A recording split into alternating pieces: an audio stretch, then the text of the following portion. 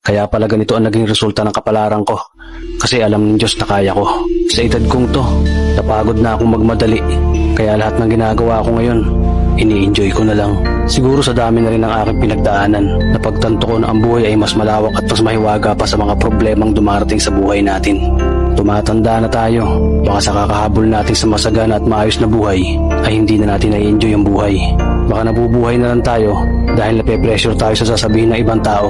Marami na rin akong mga naging maling desisyon sa buhay, pero lahat yun nagsilbing aral sa akin at natuto ako sa mga pagkakamali ko. May mga taong sobra nating mamahalin at bibigyan ng halaga, pero ibabalik lang sa atin ay kabiguan at matinding trauma.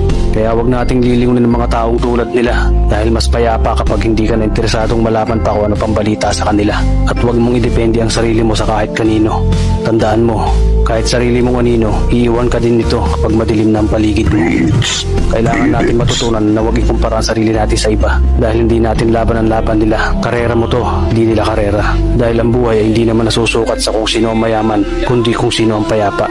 Kaya galingan mo lang palagi, tol, dahil napakaraming tao mapanghusga, hihilahin ka pababa. At lagi mo itong tatandaan. Beats, edits.